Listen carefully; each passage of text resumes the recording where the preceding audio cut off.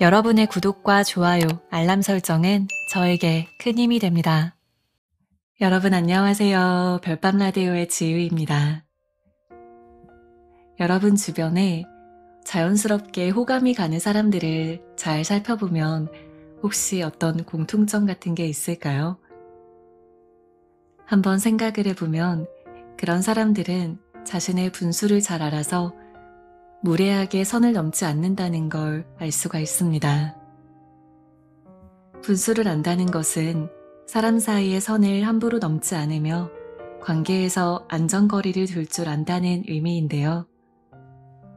이런 사람들은 말을 하는 방식이나 일을 처리하는 태도가 주변을 편안하게 해줍니다.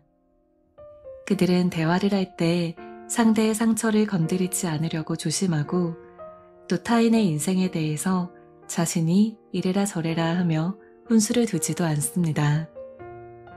그래서 이런 사람과 어울리다 보면 어느새 마음이 편안해지고 보호를 받는다는 그런 따뜻한 느낌을 받게 되는 거죠.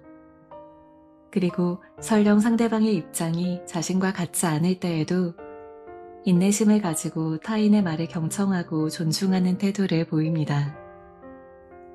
오늘 소개해드릴 책, 중국의 베스트셀러 작가인 장샤오엉 작가님의 선을 넘지 않는 사람이 성공한다 라는 책에서는요.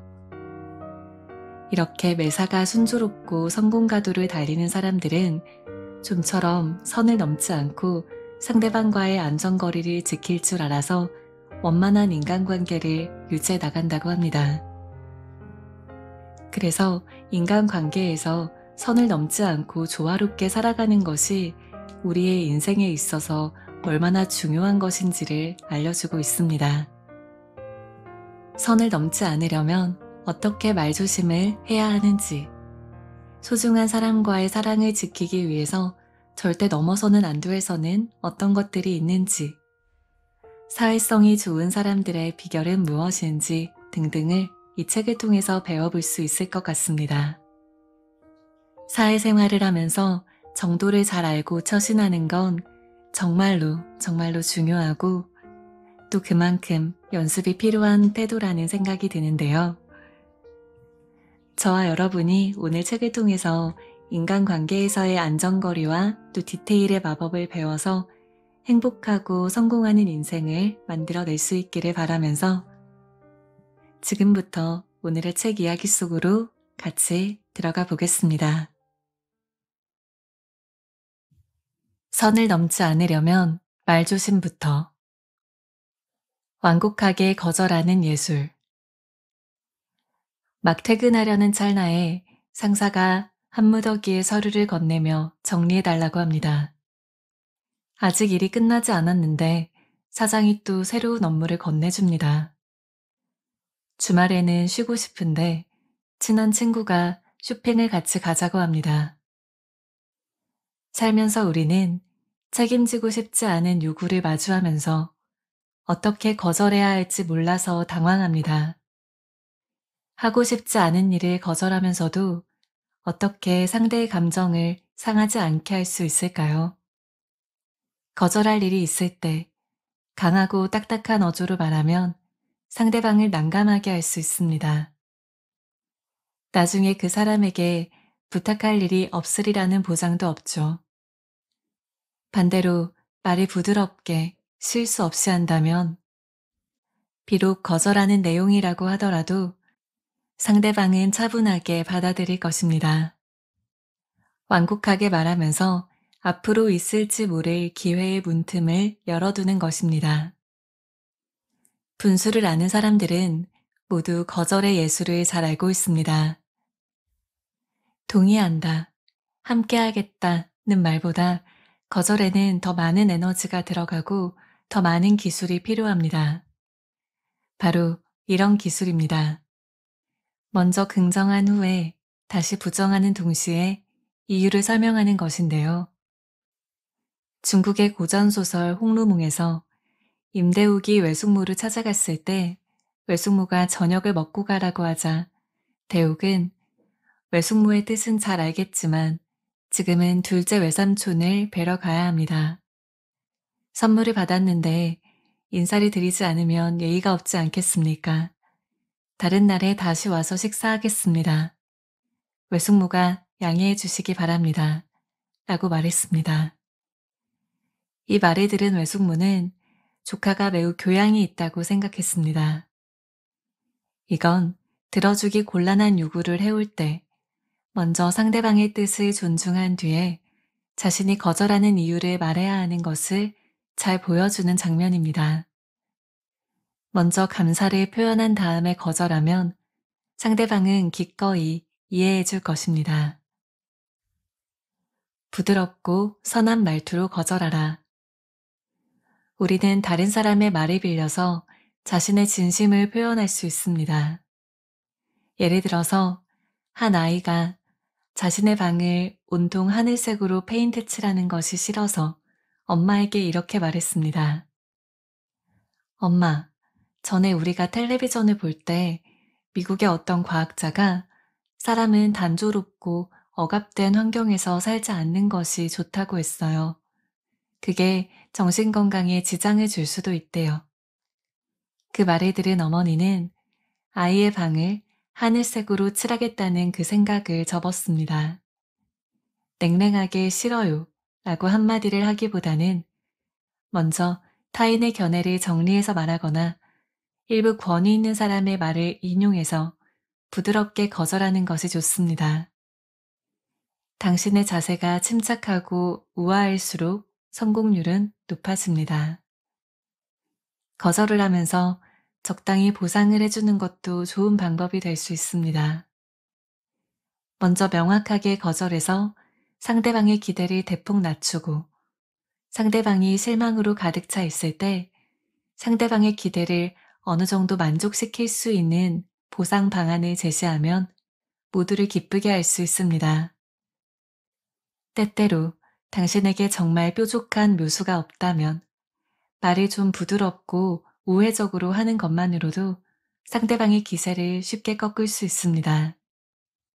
친한 친구가 당신이 새로 산 치마를 뚫어지게 바라보면서 며칠 빌려 입어도 되겠니? 라고 묻습니다. 하지만 이 치마는 당신도 입기가 아까워서 자주 입지 않았던 것인데요. 단짝 친구의 요구를 거절해야겠다면 오랫동안 고민하고 차곡차곡 돈을 모아서 산 치마야. 미안하지만 내가 너무 아끼는 치마라서 빌려주기는 힘들 것 같아. 단순한 치마로 인해서 너랑 괜한 오해를 만들고 싶진 않거든. 이렇게 말해도 무방합니다.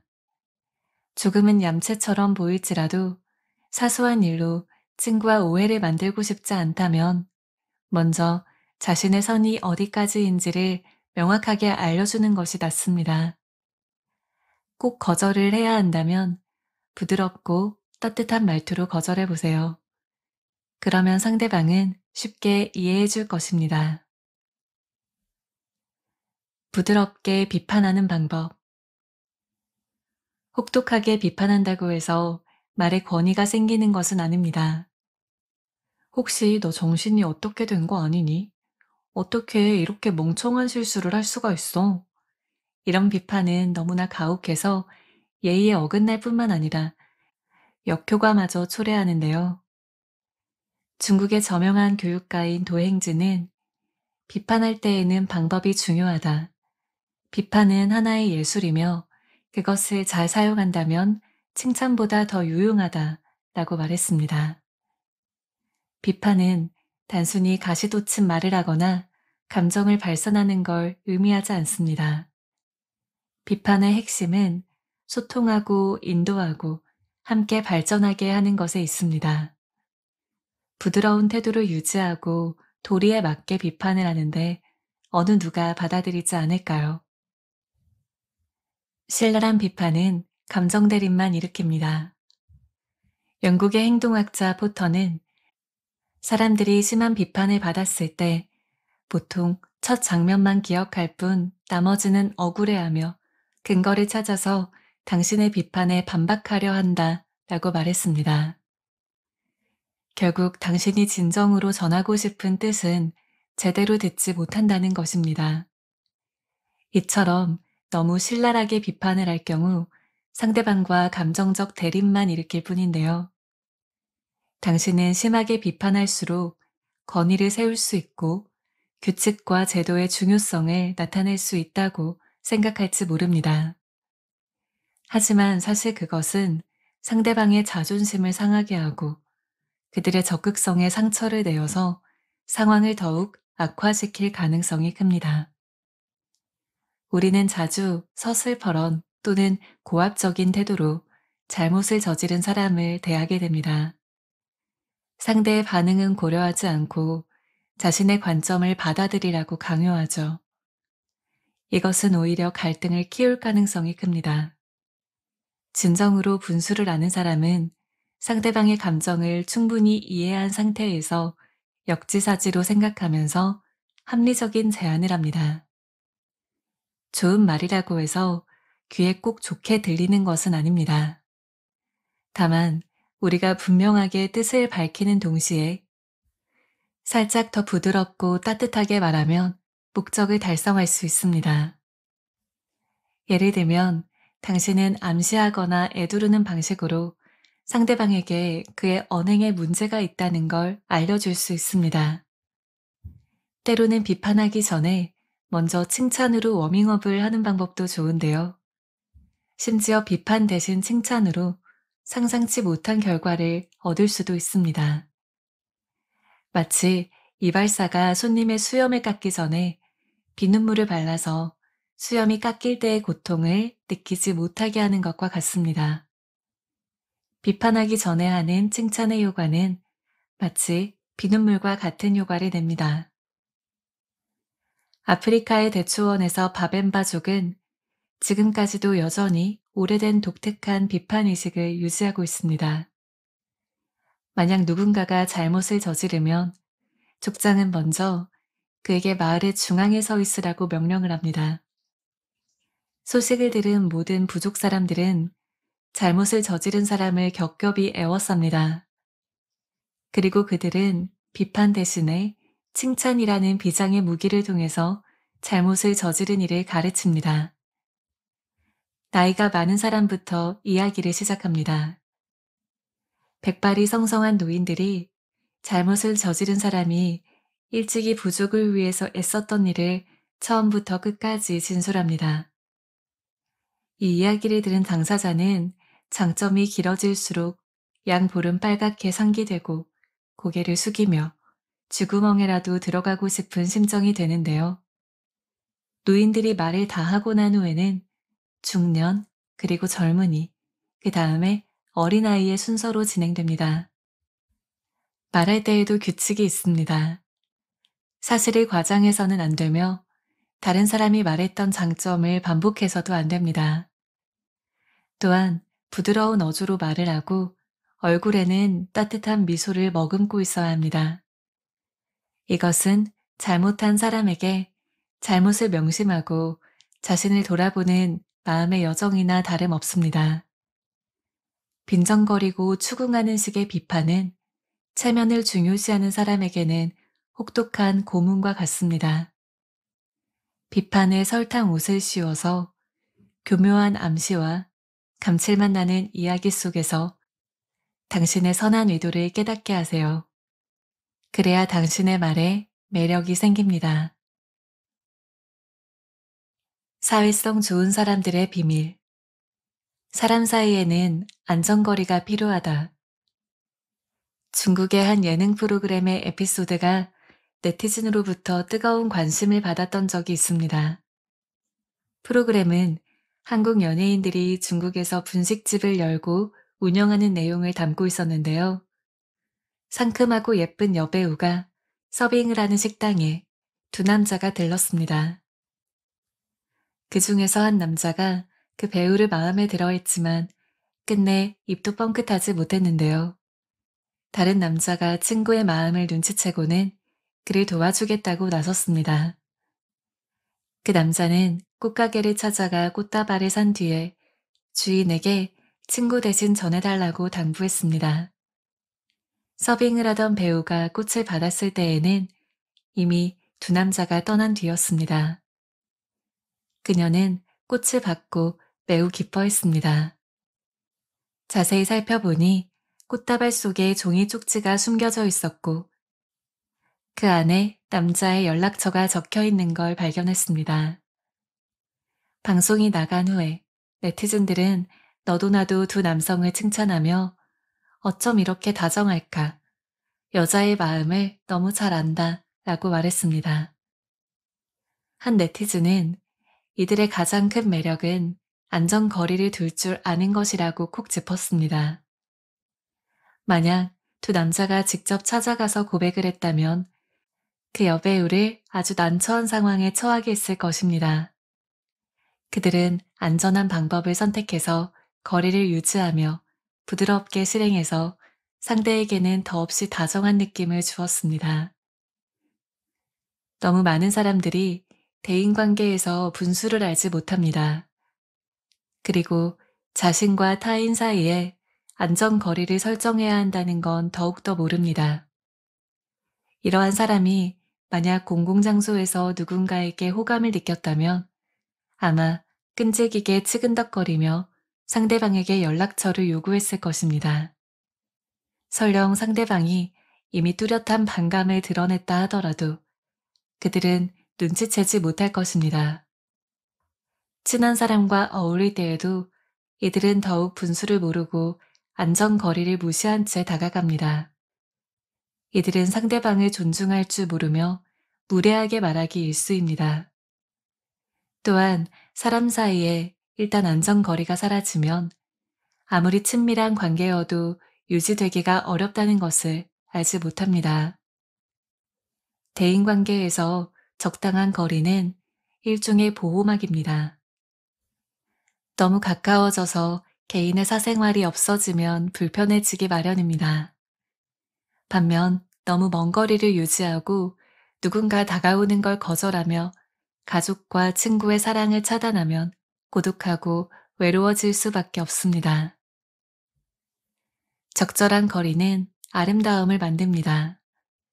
지구와 태양 사이의 적당한 거리는 만물의 소생을 조화롭게 하죠. 사람도 이와 같아서 사람과 사람 사이에 적당한 거리를 유지해야만 감정의 흐름이 더욱 깊어지고 승화될 수 있습니다. 우리는 서로를 존중하며 상대방에게 개인적인 공간을 좀 더 주어야 하며 자신에게도 약간의 숨 돌릴 여지를 남겨두어야 합니다. 핀란드에 가본다면 재밌는 일을 목격할 수 있습니다. 핀란드 사람들은 대중교통을 이용할 때 두 좌석 중에 한 자리만 비어 있다면 어느 누구도 빈 좌석에 쉽게 앉지 않습니다. 만약 외지 관광객이 핀란드 현지 사정을 몰라 그 빈 좌석에 앉는다면 옆에 앉아있던 사람은 일어나서 다른 좌석으로 갈 가능성이 큽니다. 이런 행동이 오해를 살 수도 있지만 이건 당신을 밀어내기 위함이 아닙니다. 단지 안전거리를 지키기 위함입니다. 그들에게는 사람 사이에 일정한 안전거리를 유지하며 제멋대로 넘어가지 않는 것이 기본적인 예의인 것입니다. 경솔하게 행동하면 결례를 범할 수 있습니다. 심리학 연구에 따르면 사교적인 장소나 혹은 낯선 사람 사이에서 1.2에서 2.1m 정도의 거리를 유지해야만 비로소 안전한 거리라고 할 수 있다고 합니다. 너무 가까이 있으면 상대방에게 예의가 없다는 느낌을 준다는 것이죠. 하지만 심리적인 안전거리는 쉽게 무시되는데요. 이러한 상황은 대부분 친한 사이에서 일어납니다. 예를 들면 갑자기 불청객으로 들이닥치는 것입니다. 누군가의 집을 방문하고 싶을 때 미리 상대방과 약속을 해야 상대방도 미리 집을 정리하고 맞이할 음식을 준비할 수 있을 것입니다. 하지만 당신이 한마디 말도 없이 누군가의 집에 들이닥친다면 주인은 불편함을 느낄 겁니다. 철학자 헤라클레이토스는 세계의 모든 질서는 일정한 정도 안에서 불타고 일정 정도에 의해서 꺼진다 라고 말했습니다. 모든 일이 분수를 잃으면 부정적인 방향으로 발전할 수 있습니다. 사람과 사람이 어울리는 데에도 분수를 아는 것은 매우 중요합니다. 너무 멀리 떨어지면 친밀한 관계는 다시 돌아오지 않습니다. 너무 가까이 다가가면 원망을 들을 수도 있습니다. 편안한 안전거리를 유지하는 것이야말로 현명한 선택입니다. 관계는 디테일에 달려 있다. 노자는 천하의 어려운 일은 반드시 쉬운 일에서 시작해야 한다. 천하의 큰 일은 반드시 작은 일에서 시작해야 한다. 라고 말했습니다. 그 뜻은 사람이 하나의 일을 이루기 위해서는 반드시 가장 간단한 일부터 시작해야 하며 사소한 데서부터 시작해야 한다는 것입니다. 명품은 디테일에서 차이가 난다라는 말이 있듯이 사소한 일이 얼마나 중요한지를 말해주는 대목입니다. 사람을 대하는 일 역시 마찬가지입니다. 대인관계에는 분수를 아는 것과 디테일에 관한 많은 이치가 숨어 있습니다. 말을 할 때 디테일을 중시하는 사람만이 타인의 존중과 신뢰를 얻을 수 있고 대인관계에서 여유롭게 행동하며 자유롭게 오갈 수 있습니다. 많은 사람이 큰일을 하는 자는 사소한 일에 구애받지 않는다 라고 말하지만 감성 지수가 높은 사람은 자칫 보잘것없어 보이는 사소한 일에 관심을 가집니다. 특히 대인관계에서 그들은 세세한 점을 챙기고 알맞은 태도를 보여서 종종 주변 사람들에게 즐거움을 주는데 이러한 점은 매우 매력적으로 다가옵니다. 분수를 아는 사람은 자유자재로 사람들과 관계를 맺지만 사람을 대하는 게 서툴고 깊이를 모르는 사람은 곳곳에서 벽에 부딪힐 가능성이 매우 큽니다. 디테일에 관심을 두어야만 비로소 다른 사람들이 갖지 못한 판단력과 통찰력을 얻을 수 있는 것입니다. 완벽하게 디테일을 파악해 보세요. 상대방이 무심코 보인 눈빛과 손짓, 대수롭지 않게 내뱉은 한마디는 종종 그의 현재 내면의 진정한 느낌, 생각 혹은 입장을 드러냅니다. 당신이 이러한 사소한 부분을 제대로 파악하고 제때 적절한 피드백을 준다면 상대방은 당연히 당신을 다시 보게 될 것이며 동시에 호감도도 올라갑니다. 예를 들어서 대화 중에 상대방이 냉담한 표정을 지었다면 가능한 한 차분하고 절제하며 공적인 말투를 취해야 합니다. 눈치 없이 너무 활발하게 떠벌리지 않는 것이 관건입니다. 혹은 상대방이 자주 시계를 보고 급하게 말한다면 제때 이야기를 끝내거나 상대방의 관심사로 화제를 옮기는 것이 좋습니다. 만약 상대방의 마음에 약간의 변화가 생긴 것 같다면 적절한 관심과 안부를 물어서 그 사람의 속마음을 녹이는 것도 좋은 방법입니다. 디테일에 주의를 기울이는 사람은 타인에게서 일어나는 미세한 변화를 예민하게 포착해서 때맞춰 친절한 인사나 열정적인 칭찬을 보입니다. 특히 여성의 경우 대부분 자신의 옷차림에 매우 주의를 기울입니다. 일단 누군가가 그들의 옷이나 머리 스타일이 변화된 것을 발견한다면 그들은 매우 놀라며 기뻐할 것입니다. 좋은 평가를 듣고 싶다면 이런 디테일을 파악하는 것부터 시작해도 무방합니다. 대부분 말한 사람은 자신이 이전에 한 말을 잊어버립니다. 만약 그냥 편하게 나눴던 상대의 말을 기억하고 다음번에 그 말을 인용한다면 그 사람과 쉽게 친해질 수 있습니다. 예를 들면 감성 지수가 높은 사람들은 대화 중에 상대방이 한 말을 마음에 담았다가 적절한 상황에서 꺼내는데 이때 상대방은 자신의 생각을 존중받았다고 느껴서 매우 기뻐하고 좋아합니다. 다른 사람과의 관계는 분수를 알고 디테일을 아는 것에 달려 있습니다. 주변에 감성 지수가 높은 사람들을 생각해 보세요. 그들은 항상 다른 사람들이 쉽게 무시하는 디테일을 발견하고 관심을 가지며 챙겨줍니다.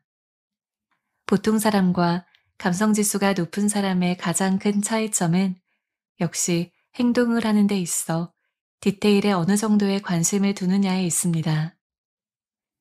디테일에 진리가 있음을 발견하고 작은 일에 최선을 다하면 결국 두각을 나타내게 되는데, 이것은 디테일이 성패를 결정한다는 이치를 증명합니다. 한 사람이 대중에게 미움을 받거나 인기를 얻는 것은 대부분 사소한 일, 보잘것없어 보이는 일들 때문입니다. 누군가와의 만남에서는 세세한 부분까지 예민하게 포착하는 것을 배워야 하고, 또한 합리적으로 분수에 맞게 행동해야 하며, 절대로 작은 일로 인해서 큰 것을 잃어버리는 우를 범해서는 안 됩니다. 내 영역을 지키며 조화롭게 사는 법. 손해를 감수할 줄 아는 사람이 성공한다. 중국 청대의 문인인 정판교는 일찍이 길이 남을 두 마디를 했습니다. 총명하기 어렵고 멍청하기도 어렵다. 총명한 이가 멍청하게 살기는 더 어렵다. 손해를 보는 것이 곧 복이다. 이 두 가지의 메시지는 중국인들 사이에서 경전의 반열에 올라 있습니다. 청나라의 정치가 좌종당 또한 사람과 함께하기 위해서는 손해보는 것을 배워야 한다 라고 했습니다. 동서고금을 막론하고 손해를 감수할 줄 아는 사람이 출세할 수 있습니다. 이런 사람은 겉에 보이는 손해를 신경 쓰지 않고 눈앞의 작은 이익을 따지지 않습니다. 그들은 분수를 알고 격식이 있으며 눈썰미가 있고 지혜로우며 앞으로 갈 길이 더 많고 화와 복은 같이 온다라는 이치를 알고 있습니다. 소위 너무 잘 될 때 적자가 생길 수 있다. 적자가 쌓일 때에도 이익을 낼 기회가 점점 쌓일 수도 있다는 것은 손해를 보는 것이 사실 앞으로의 행복을 위해서 복선을 깔아놓는 것과도 같다는 것입니다. 분수가 높은 사람은 사람과 교제를 할 때 항상 손해를 감수하고 조금의 이익을 양보합니다. 손해를 보는 것처럼 보여도 계산해 보면 잃은 것이 많지 않습니다.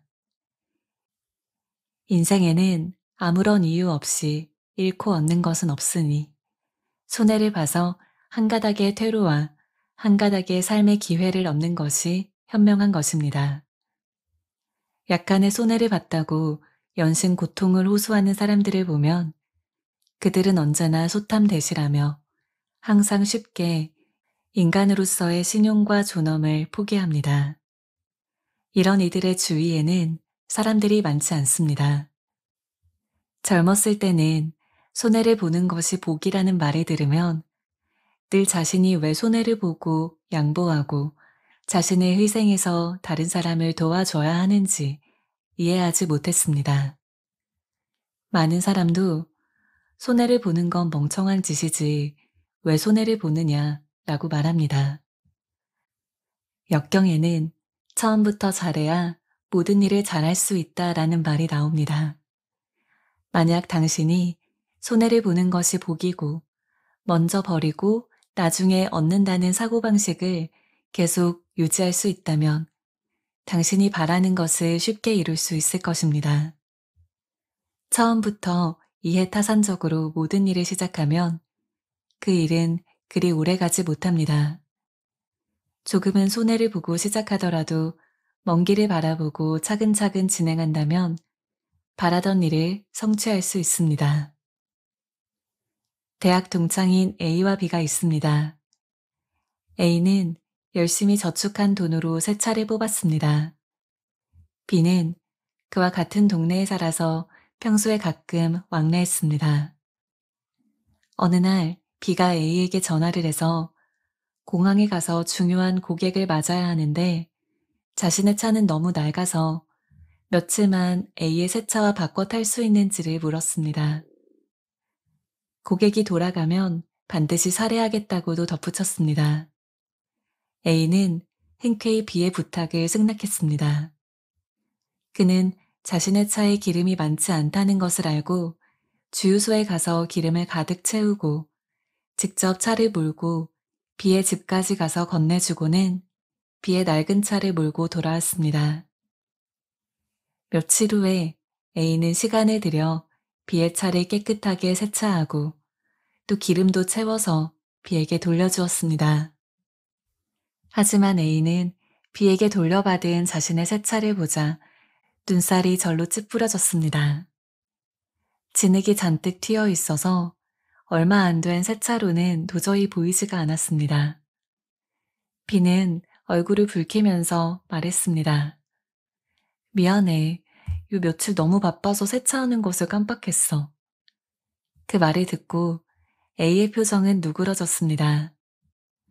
그는 손을 내저으면서 괜찮아. 가는 길에 내가 하고 가면 돼. 라고 말했습니다. 이 일이 있고 나서 B는 A의 인품을 존경하게 되었습니다. 이 일로 그들은 막역한 친구 사이가 되었고 훗날 A가 다니던 회사가 어려워져서 해고를 당했을 때 B의 도움으로 순조롭게 새로운 일을 찾을 수가 있었습니다. 손해보는 것을 즐긴다는 것의 신비한 점은 바로 이 즐긴다는 글자에 있습니다. 손해를 보는 데에도 스킬이 있기 때문에 즐긴다고 표현할 수 있는 것입니다. 하지만 이 스킬을 모르는 많은 사람은 첫 걸음부터 혼란스러워 하는데요. 친구들에게 돈도 많이 쓰고 만날 때마다 계산을 하는데 이렇게 손해를 봐도 좋은 인맥을 만드는 게 어렵다는 것입니다. 자, 지금부터 손해보는 것을 즐기는 스킬을 배워볼게요. 손해는 반드시 공공연한 곳에서 보이게 해야 합니다. 상대방은 이득을 보았지만 자신은 손해를 보았다는 것을 상대방이 알도록 합니다. 한마디로 상대방에게 미안함을 가지게 하는 것입니다. 감정의 저울이 당신에게로 기울었으니 이것은 재산보다 더 귀중히 여길 만한 것입니다. 절대로 조용히 손해를 보고 입을 꾹 닫지 말고 상대방이 당신의 은혜를 마음속 깊이 기억할 수 있도록 해보세요. 두 번째, 손해를 볼 때는 적극적으로 하는 것이 좋습니다. 사람들에게 어쩔 수 없이 한다는 느낌을 주어서는 안 됩니다. 물론 당신도 무한정 먼저 나서서 할 수는 없을 거예요. 한두 번은 괜찮지만 세 번째는 입을 열어서 완곡하게 거절합니다. 절대로 손해보기를 두려워해서는 안 됩니다. 작은 이익을 보기를 좋아하는 사람은 종종 스스로 똑똑하다고 자부하지만 이런 거짓 총명함은 많은 기회와 좋은 일을 망치게 합니다. 이런 행위는 장기적으로는 어리석음의 대명사가 되는데요. 시기가 적절할 때 손해를 좀 보고 어리둥절한 척하면 당신의 이미지는 더욱 좋아지고 존경받게 될 것입니다. 어떤 관계든 따지려 들지 마라. 계산에 밝은 사람은 결국 계산 때문에 실패할 것입니다. 계산에 밝아서 모든 일을 따지고 들면 마음속으로 안정감을 잃기 때문인데요. 그들은 삶에서 균형과 만족을 얻기가 힘듭니다. 항상 다른 사람과 의견이 엇갈리고 끊임없이 갈등을 빚습니다. 장기간 불안한 상태에 있으면 하루 종일 고통과 함께하니까 어디 즐거움이 있겠습니까? 미국의 월간 잡지 리더스 다이제스트는 왜 똑똑한 사람이 멍청한 짓을 할까 라는 주제로 흥미진진한 관점을 발표한 적이 있습니다. IQ가 비교적 높은 사람들은 보통 사람들이 피할 수 있는 실수를 범하며 결국 인생의 큰 실패를 초래합니다. 그 중에서도 가장 명확한 잘못은 이득을 보는 것을 중요하게 생각하고 계산에 밝아서 주변의 가족과 사랑하는 사람들을 가차없이 대하는 것입니다. 사람과 사람이 함께 지내는 것은 모두 진실한 마음에 근거합니다. 낯선 사람을 대할 때 우리는 넓은 마음으로 우정을 유지해야 친한 친구를 사귈 수 있습니다. 가족 관계에서도 솔직하게 대해야 가족애를 굳건하게 지킬 수 있습니다. 돈이 아무리 좋다 해도 절친한 친구와 함께 있는 것보다는 못합니다. 명예와 이익이 아무리 비싸도 믿을 만한 가족과 사랑보다 값질 수는 없습니다. 가족들은 당신이 피곤할 때 친절히 안부를 전하고, 친구는 당신이 어려운 일을 당했을 때 사심없이 돕습니다. 끊임없이 계산하다 보면 자신을 잃어버릴 수도 있습니다. 인기리에 방영된 중국 드라마 도정우가 있습니다. 어머니의 죽음으로 평온한 삶이 깨진 가족들의 갈등과 화해를 그렸습니다. 이 드라마에서 둘째 수밍청의 행동은 사람들의 치를 떨리게 하는데요. 그는 어머니 앞에서는 달콤한 말을 하며 효도하는 척을 하지만 뒤에서는 오히려 더없이 방자하고 거리낌 없이 동생 밍위를 괴롭힙니다. 그는 여동생이 수능을 앞두고 공부하느라 긴장하고 있다는 것을 분명히 알았지만 각종 집안일을 시켰고, 동생이 거절하자 일부러 시끄러운 소리를 내서 공부를 방해했습니다. 수밍청의 이러한 행동은 여동생이 좋은 것을 모두 가질까봐 우려해서였습니다. 동생이 이득을 적게 볼수록 자신에게 돌아오는 이익은 많아질 터였습니다. 결국 동생은 18살에 집을 떠나게 됩니다. 수밍청이 벌인 각종 진기한 행각은 셀 수 없이 많았습니다. 꾀는 자신을 보호하는 데 쓰는 것입니다. 다른 사람과의 관계에서 이익을 얻고자 계산하는 것에 쓰는 것이 아닙니다. 이기적인 사람들이 이용하려는 사람은 대부분 지인들이나 친척들입니다. 주변 사람들도 이기적인 사람을 포용하는 것에 한계가 있습니다. 사마귀가 매미를 잡으니 참새가 뒤에서 기다리고 있더라 라는 말이 있죠. 눈앞의 이익을 탐하느라 뒤에 올 위험을 모른다는 것입니다. 다른 사람과의 관계에서 계산하려고 들지 마세요. 당신이 계산하려 하는 관계는 사실 모두 당신을 믿는 사람들입니다. 계속해서 계산하다 보면 끝없는 계산 속에서 점차 자신을 잃어버리게 됩니다. 하나하나 따지고 계산하려고 하면 마음은 영원히 진정한 안정감을 얻을 수가 없습니다. 이리저리 계산하는 건 결국 자신 앞에 함정을 파놓는 것과 같습니다. 그렇게 판 함정에 나 자신은 물론이고 내가 아끼던 사람들까지 빠져들 수 있습니다.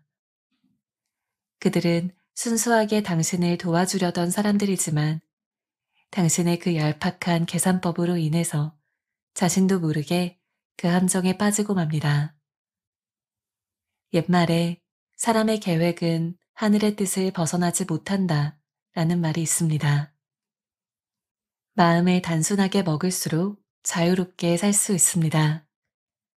계산하던 것을 그만 멈추고 사람들 사이의 다툼을 잊고 단순한 마음을 유지하려고 노력해야만 인생이 밝아질 수 있습니다.